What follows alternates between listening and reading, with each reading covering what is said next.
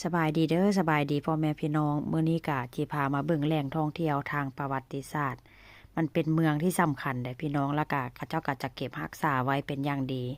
แล้วเมืองนี้ก็ตั้งอยู่เมืองเมริดาแคนเอ็กเตมาดูลาของประเทศสเปนเด้อค่อนข้างจะห้องชื่อยากแดจักหน่อยแต่ถ้าหากว่า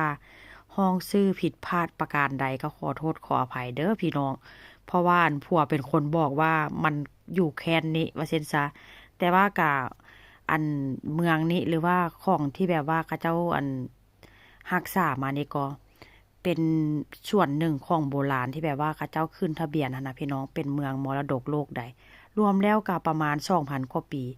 ก็ถือว่าเป็นสถานที่ที่แบบว่าเคยใช้งานจริงแล้วก็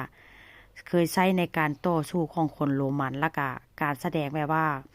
การจำลองการล่าสัตว์แต่ว่าปัจจุบันนี้ก็เนาะโรงละครแห่งนี้ก็ยังใช้งานได้จริง ใช้งานจนแบบว่าจนเมื่อก่อนจนถึงปัจจุบันว่าเช่นซะแต่ว่าส่วนหลายเนาะเขาเจ้าจะใช้งานในช่วงหน้าร้อนในช่วงแบบว่ามีการแบบว่าแสดงละครแบบนานาชาติละกาเป็นพวกงานประจำปอกประจำปีหรือว่าแบบงานที่แบบว่าต้องใช้แบบสถานที่หลายๆนะเพราะว่ามันค่อนข้างจะกว้างเนาะละกาส่วนหลายเขาเจ้าก็จะเป็นแบบว่าการแสดงแบบว่าคอนเสิร์ต เพราะว่ามันเป็นสถานที่ที่ว่ากว้างขวางแล้วก็เป็นสถานที่ที่ว่าสามารถรองรับคนได้หลายว่าเช่นสาเนาะแล้วก็ค่อยเข้ามานี่ก็ค่อยมาเสียเงินนี่ก็ประมาณ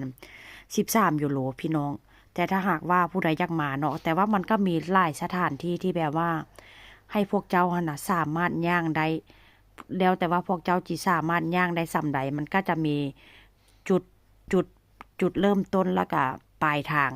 ประมาณเท่านี้แล้วก็จะมีหลากหลายราคาว่าเส้นซะ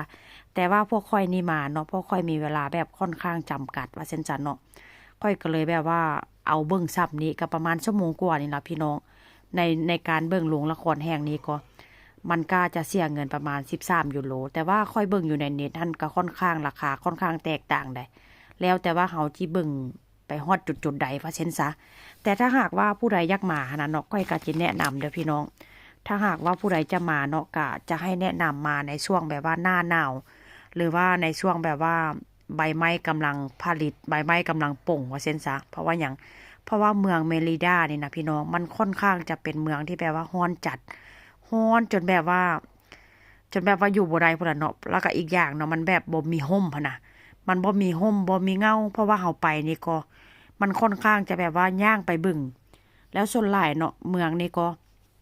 ข้าเจ้าจะเฮ็ดด้วยหินอ่อนว่าเช่นซะเห็นบ่ส่วนหลายจะเฮ็ดหินอ่อนแล้วข้าเจ้าก็จะติดแบบว่า